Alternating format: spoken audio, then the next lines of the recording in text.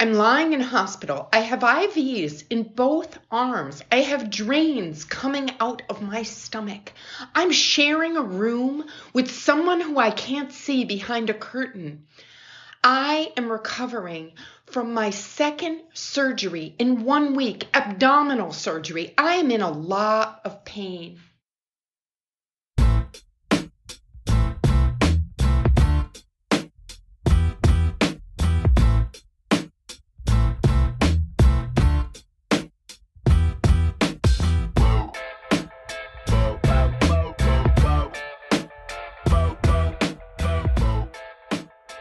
Hey there, and welcome to Grit, True Stories That Matter, a weekly podcast on the art and craft of the personal narrative story. And this is our first episode. This podcast is brought to you by me, Sean Wellington, and my partner, Kurt Mullen. Each week, Kurt and I are going to tackle one question and answer it as best we can so that we can help you craft and tell better, more engaging, more relatable, and more memorable stories, true stories, personal stories, grit stories. Now, you're going to hear from Kurt in just a moment because he's got a lot to say about our first question that we're going to tackle here. Is storytelling a hobby? And after Kurt and I answer this question, you'll hear a story, a grit story, by our featured storyteller, Julie Baker.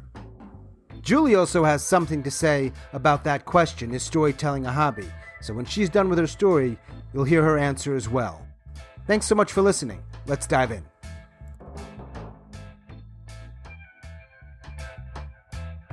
Why are we talking about hobby? Why are we doing that as our first one?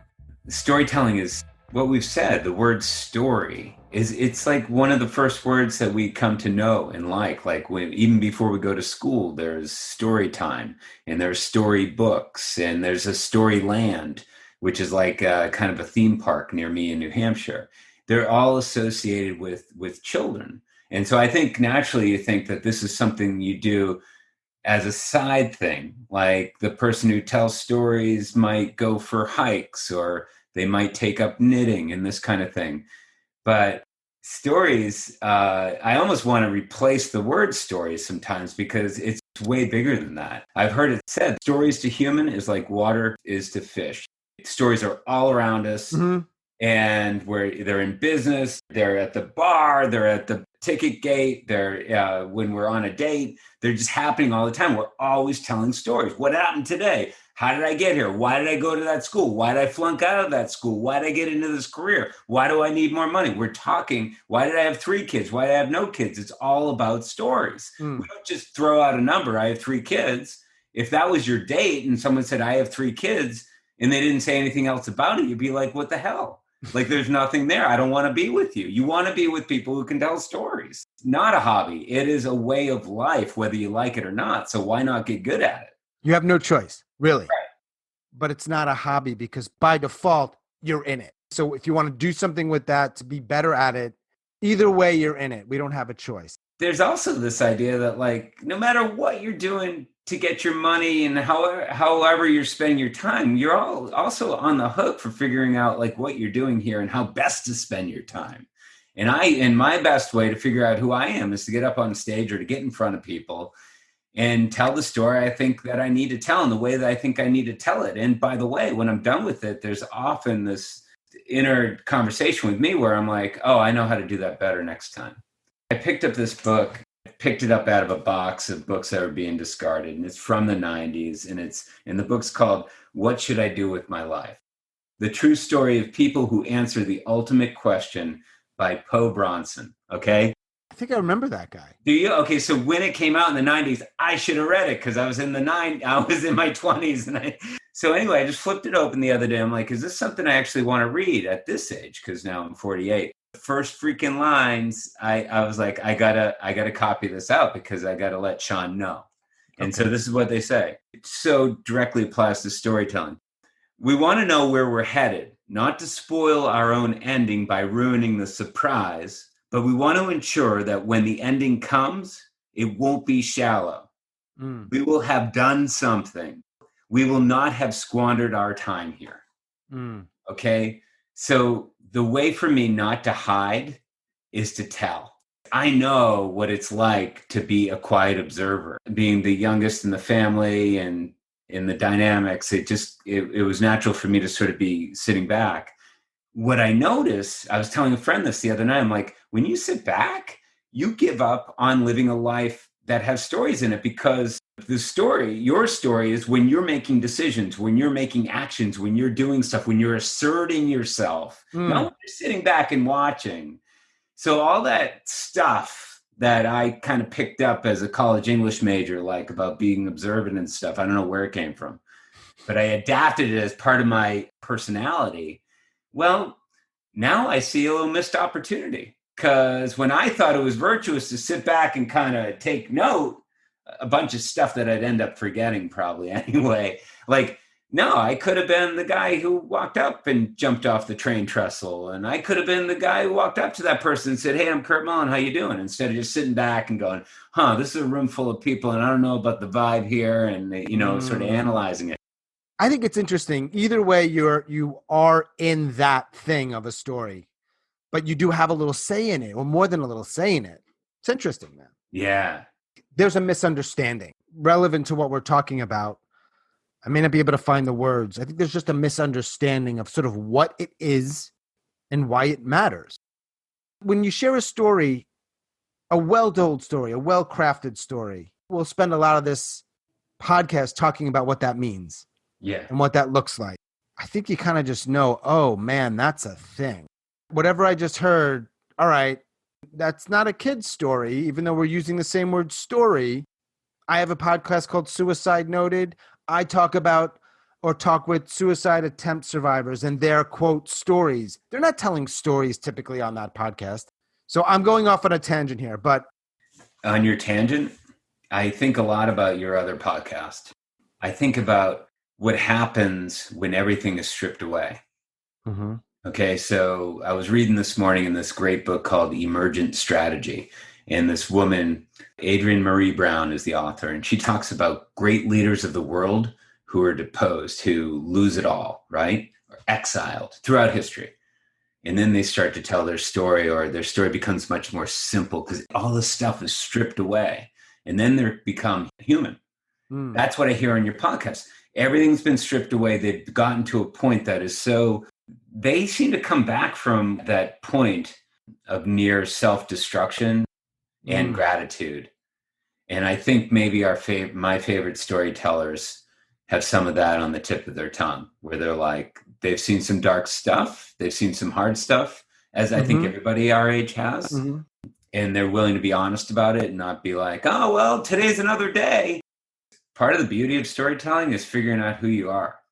And even though I'm nearly 50, and even though I've always sort of asked myself, who am I? And I've been, that there's a side of you that you haven't accessed. I always look a certain way, in the background I'll look a certain way, my voice will sound a certain way. There's shit I'm going to always bring to the table, but there's humanity inside me that I haven't had the imagination to call out in this art form yet. Anyway, you make changes and you just listen to other people. You don't make shit up. You don't make yourself up. You just try to access another genuine part of yourself. I just think that's the deal.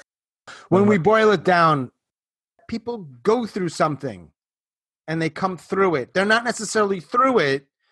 It might be still happening, but they go through something. And as a result, something's a little different. That's what it's all about, right? Every good story has change. Some kind. Yeah. Change, or I like to think of it also as awareness, which is a kind of change. When we're talking about hobby, if someone says it's a hobby, are you thinking, no?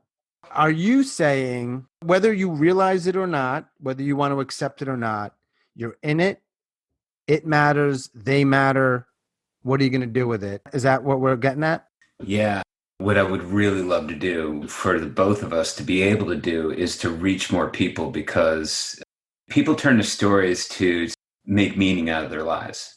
And life is so rapid, and to use a well-worn word to describe us today, fragmented. So we're just flying through and getting through our days and figuring stuff out. And it's almost like the time for thinking about yourself, time for reflection, for coming up with your stories, in other words, belongs to the category of like recreation, Right. slash hobby. And what I'm saying, and perhaps you agree, is fine, I get it. And you can have that. I mean, that is one way of looking at the world in a capitalistic society. I get it. Totally get it. Life is freaking hard. And guess what? The phone's Right. something new is going to come up. And People are busy, right? people are so busy. What do I have So time busy. for this stuff? I've got all this other stuff. I can barely keep afloat. I mean, I don't have kids. At night, I'm too tired to read. Okay. What if I had a kid? What if I had four of them? It's I astounding. mean, no. So there wouldn't be a lot of time for reflection. But the thing about this is if you are able to carve out, I do believe everybody's able, if they have the will, to carve out some time during the week for themselves, it carries over because it becomes invaluable to the individual. We're always on the hook to tell our stories. So I get fired from my job. Well, time to reinvent Kurt Mullen. How do I do that? I tell a different story. I start with the fact that I got fired from my last job. No, I'm talking about my own transition, how I need something different to get me stimulated. And I'd actually, if I come to your company because I've done X, Y, and Z in the past, I feel like I can do this to this arm of your company, and you're going to be happy that in 6 months that you hired me. It's that kind of story. I mean, that's not the type of story that we geek out on, but you can take the lessons learned by geeking out a little bit and listening to some storytelling skills and bring them back and look your boss in the eye or your potential employer and start to tell a better story about yourself. Yeah. Okay. Yeah. So maybe that's not as sexy, but it's certainly transferable. And I'm really interested in people feeling like they can max out their time. So the lady who learns storytelling, goes to the wedding, doesn't hesitate, gets up and gives the kick-ass toast at her best friend's wedding. Okay. She gets laid off from her job. Well, she's got stories. She's a freaking storyteller. There's no stopping this person. When she shows up at a job interview, she's not going to be this boring person. She's going to be like, no, let me tell you who I am, because that's what storytellers do. I am the hero in this narrative. I'm not telling you how great my last boss was. This is me. This is what I'll do for your company, that kind of thing.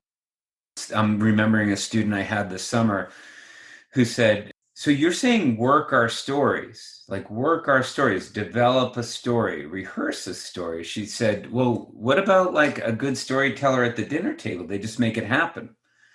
And my answer, I don't know if I had an answer right away. I had to think about like, what is a good answer to that question?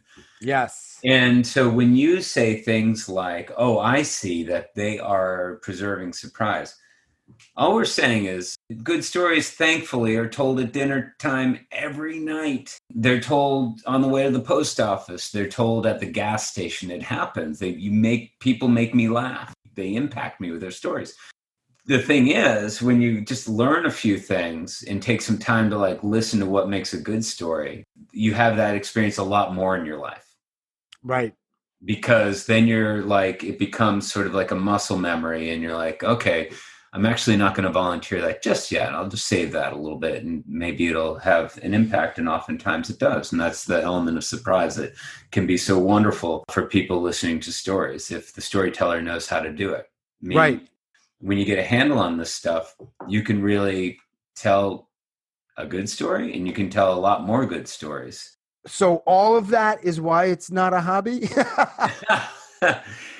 Okay, so it deepens your experience of being a human being while you're here on Earth. So that doesn't sound like a hobby to me.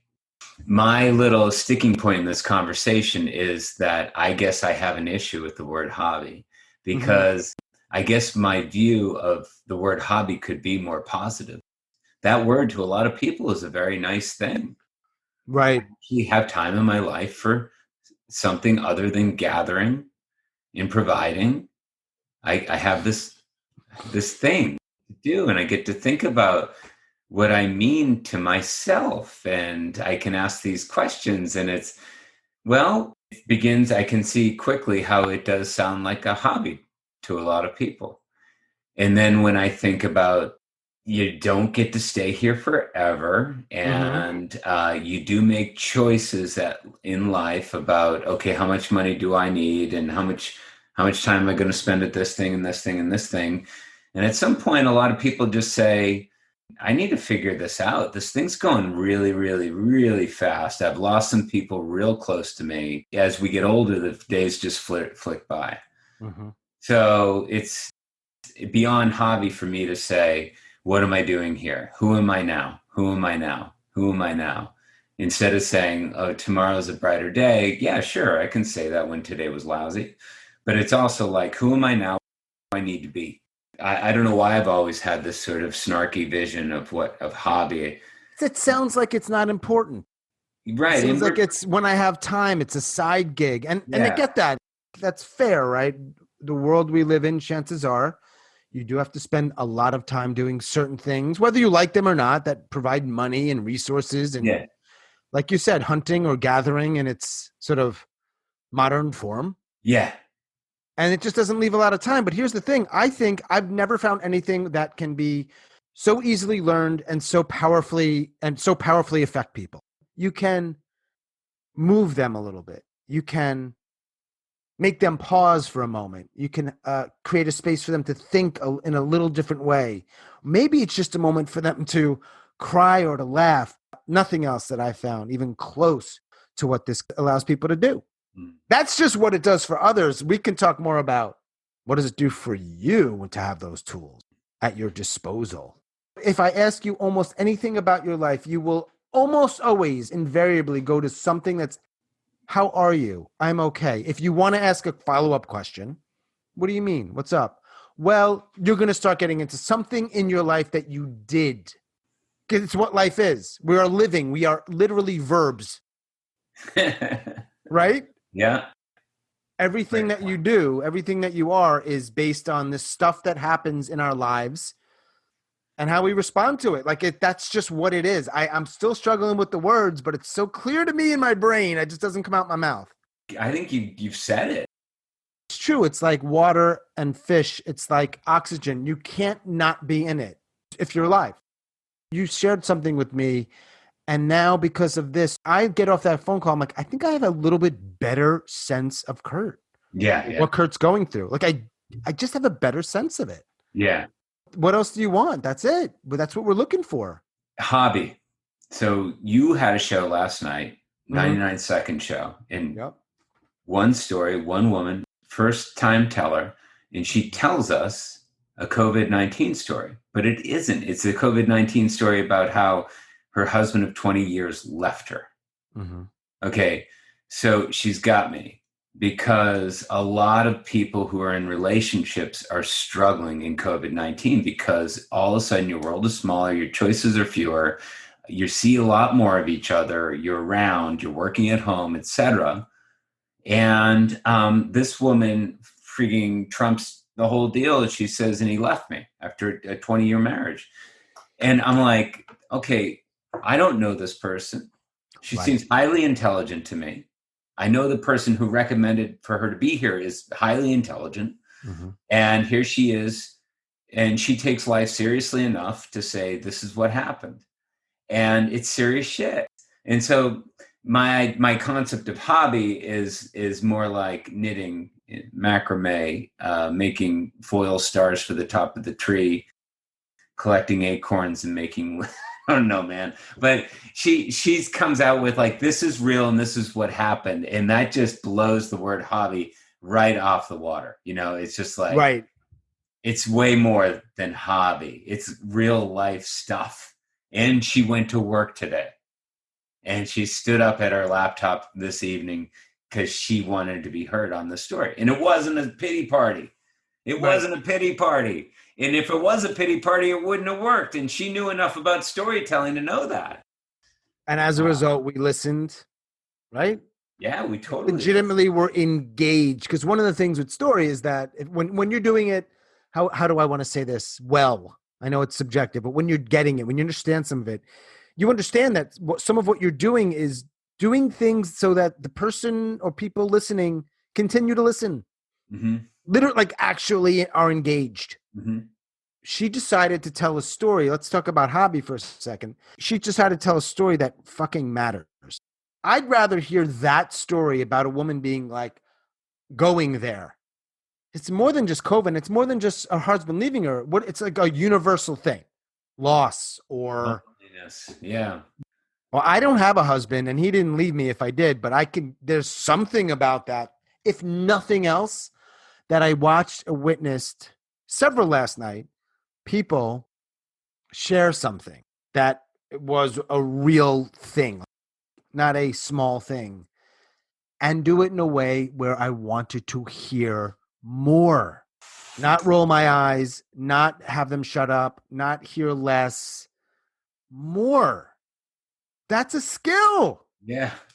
We're talking about how when you die, when you die and people show up at your wake and they're Yes. like, "Oh, I remember when Kurt helped me with my flat tire," and no one gets to ask you if that's the way you wanted to be remembered. But if you become a storyteller in life, you have some authority over, like, no, these are my stories. If you want to get to know me while I'm alive, then here they are. Whether you record them and keep them recorded, or you share them with people, or you transcribe it, whatever. It's like, this is the stuff that matters to me right now, and I'm going to tell this story to you.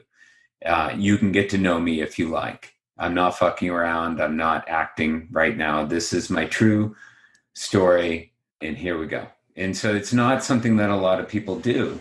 I feel like my goal in life is to get more people to do it. It connects people, causes people to be more empathetic, and it's also a great thing for the mind.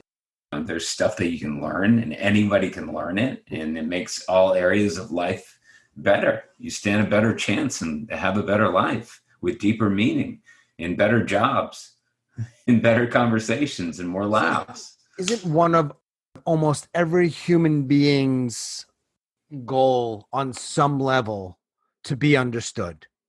Yeah. Isn't that just baseline? I have noticed when I've lost loved ones that it's a little heartbreaking to see how a whole life can be turned into these stories that, and you're hearing what people are saying about this loved one. You're like, I knew the guy. I don't know if that's the story he'd be telling. In fact, I know he wouldn't want to be in this church or, and all this garbage you've chosen for him. No, he had a different thing going on. He didn't, get time to tell you about it. But so what it causes in me is it's less about memory, but just more like being known, those people you care to be known to. And for some reason, when I finally got up on the stage to tell a story, I like accessed something else. I was like, oh wow, I really like that all these strangers know what I'm kind of follow what I'm saying. It connects me to this bigger group of people. And suddenly I felt like it made me a better person because my world was bigger. I was like, yeah, I step into a room, a couple hundred people there, and my goal is to connect. That's a good goal to have in life. You're living life when you step in front of a couple hundred people and you say to yourself, I'd really like to connect with these people. Yeah. And you don't take it, it's not a hobby for you. Sometimes the story, it isn't what you think it is until you start to spend some time with it and you kind of clear away some of the dirt and you're like, oh, okay, this is why this stands out in my memory. There's something a little bit better for me to talk about here. And when you're winging it in front of a group of people, you don't always get there. Sometimes you do. Right. When we work on stories, and when I tell my students, I basically tell them through 5 weeks, work on the one story. Mm. And no one's resisted that. They understand from the get-go that if they want, there's a lot to it. There's stuff you can do. There's all kinds of stuff you can do.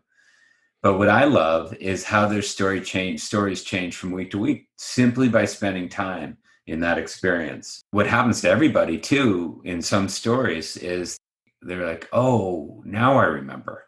Yeah.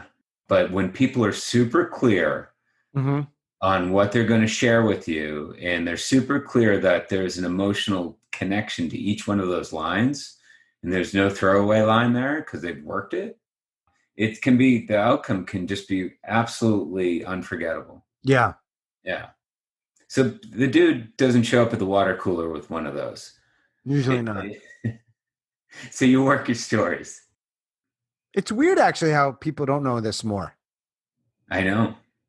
So I don't know if this fits in, but my mother passed away 6 years ago. She was a great woman, really insightful, sweet, and generous, giving. But she had some painful experiences in her deep past, and her way of dealing with parents who drank and the mess that made of their home life, her way of dealing it was tamping it down. So throughout my life with my mother, which only ended when I was 42 years old, I feel like I might have heard her mention my grandfather like 20 or 25 times. Her father. Yeah, my grandfather, her father. And now that she's gone, I was like, I could have handled whatever she saw, if she were willing to tell that story. And, some people think that telling stories that have sorrow in them somehow cancer causing. I don't know what they're thinking, but they're thinking it's something to avoid like the plague. But, I would have liked to have heard who that guy was Yeah. in 3D, and only she had that info for me. That's another reason why now that I'm way into this, I'm like, why don't they teach this stuff in high school? Because it's like Right. passing down personal histories, and Yeah. it can amount to so much. You teach an intro storytelling class, right? Yeah. 5 weeks, Yes. 10 hours, 8 hours. Yeah, it's an hour and a half a night. So not You even. work on one story. Truly, you're not much of a gloater. What you share with them and then what they then take and apply, it's a big difference. I love it. I love It's a connecting. big, and when they know that stuff, I mean, you could forget it, I suppose, but you kind of know it. You need reminders, and it doesn't always mean you can apply it easily to every moment, right? We know, for example, taking the surprise thing, it's not always easy to work that into every story beautifully. You sometimes have to work it, figure Yeah. it out. Maybe you don't do it. Maybe this, maybe that. But it's on their radar. Yeah. It wasn't on their radar, probably. And there's not a list of 1,000 things. There's not that many things. Yeah. Applying them is challenging, but doable. Right. And I think having students too, it's another way of growing this community, because you're just absolutely able to share your enthusiasm with them. And when it takes, and a lot of times it does, it's such a great feeling. It's an awesome feeling, An email I got the other day, this guy, Michael, he's a therapist, and he just won his first story slam, and he was my student up until a couple weeks ago. And he said something like, you've opened up a new form of expression to me, which to me, I was like, what? I'm writing that down. I'm going to copy that and use He that. did. And it totally made my day, because I knew how he felt. I know how it feels. Julie got into storytelling, I think, like 3 years ago. You'd show up at the Moth in Boston, and she'd be volunteering. She'd be signing people up. And then if she were called, she would tell a story. She does not stop moving her legs. She's just going to keep going. And she seems to have the most energy for developing more stories, I'm going to say. And she's also writing. So I'm going to say, she relates really well to the topic. There's that quote I sent you the other day from Octavia Butler. It's like a positive obsession. Without it, there is no life. Mm. So it's always having that next thing that you're fascinated by. And she seems completely fascinated. That doesn't really look like a hobby to me. It looks like a healthy obsession, a positive obsession. Our feature storyteller, Julie Baker, who lives up in Massachusetts. This is an 8-minute story. And be sure to stick around after Julie's done when she answers the question, is storytelling a hobby?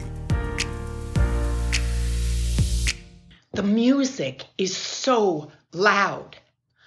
I mean, I understand I'm in a public hospital, and I've been listening to it all day, but now it's almost midnight.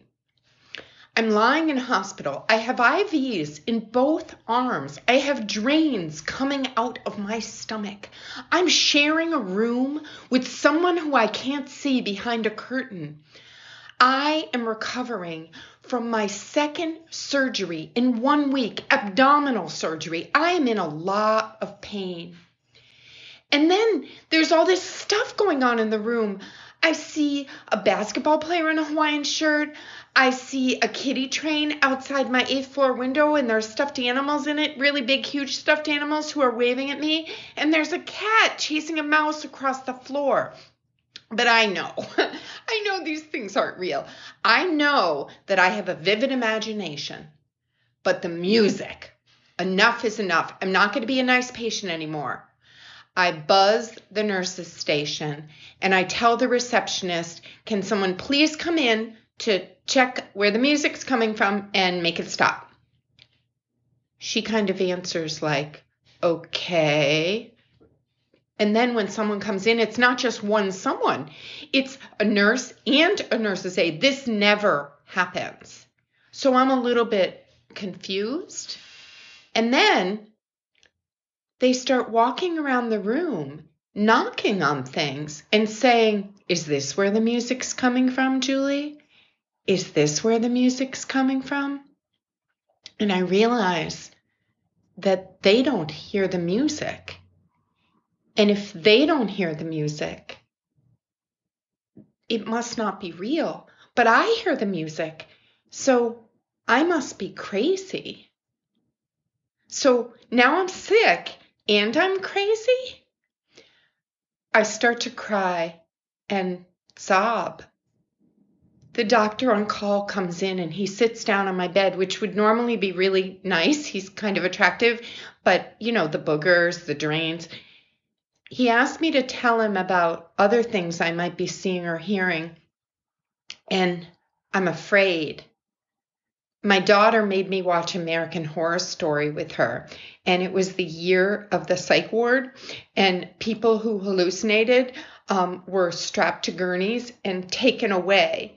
And every episode, there was somebody strapped to a gurney and taken away, and I feel like I'm in an episode of American Horror Story, and they're going to take me away.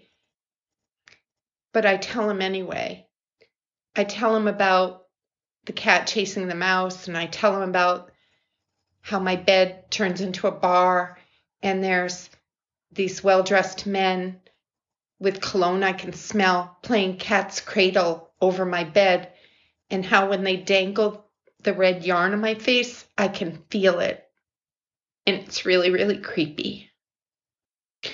And he tells me that I'm not crazy, that I have post-surgical delirium, that it can be caused by sleep deprivation and by prolonged anesthesia. I've had 2 9-hour surgeries, by infection, I'm septic, by antibiotics, by pain medication. I said, okay, so when are you going to take me away? And he said, take you away where? I said, well, to the psych ward. And he said, oh, Julie, you're not crazy. You're sick and we made you this way. And I'm still crying, but I feel a little bit better. And I said, well, what are you going to do to make me better? And he said, well, first you need to get some sleep. That'd be nice, I said. But every time I close my eyes, I see really, really, really awful things. And I don't even tell him about the awful things I see. I don't even want to think about the awful things I see. They involve people I love and bad things happening. And I asked him if he could hit me in the head with a cartoon mallet, you know, like the one the Roadrunner hits the coyote with, and then it'll just knock me out cold and I won't have to see the pictures behind my eyes. And he said, you know, I have no such mallet, but we do have medication. Suddenly, my roommate's gone. And the nurse opens up the curtain so I can see all the way to the door. So I'm alone. But the music's still loud and I'm still seeing weird things, but I slept like the dead. And I said, how am I supposed to know what's real and what's not real? The psychiatrist who was called in said, well, if you don't know, you call the nurse and you say, is this real? Is this not real? So I do. And I said, is there a kangaroo in the corner? She says, no. I said, is there thumping upstairs? Her voice was just like, yes, Julie, there is thumping upstairs. There's construction going on. I was excited too because maybe reality was coming back, but I could still hear the loud music. And even though I knew it wasn't real, it was really, really, really loud. So a really nice nurse came up with a plan. She said, well, what does the music sound like? So we can maybe play some other music that sounds similar and you can sing it and it can drown out the bad music. I said, yes. So I tell her what the music sounds like. I said, well, it's heavy metal, but like death metal, like really, really, really loud heavy metal with too much bass and too much guitar. And the lyrics are just really repetitive over and over again. Motherfucker! Motherfucker! Her eyes got really wide and she says, oh my, well, that is very disturbing. How about we play the Beatles, Let It Be? You know that part where it says, Mother Mary? Maybe that'll take it away? So I put in earbuds, and every time I hear the motherfucker song, I press play and I sing, Mother Mary, won't you come to me? Speaking words of wisdom, let it be. And the motherfucker song starts to fade. I still see wavy wallpaper, so I asked the psychiatrist, how will I know at home if something's real or not? I don't want to scare my children. He says, oh, Julie, we don't let people go home like this. By the time you go home, you'll know what's real and what's not real. And I did. But I'm not the same. Now, when I see people on the train or in a Dunkin' Donuts and they're talking to themselves or acting strangely or dressed strangely, I don't look away. I don't move away. I just look at them and I smile because I know that they're probably really, really scared.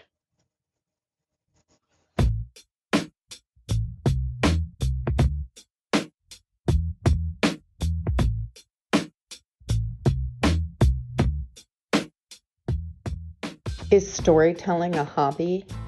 I'm trying not to be offended by the question because I wonder if people ask musicians and artists and sculptors if that's a hobby.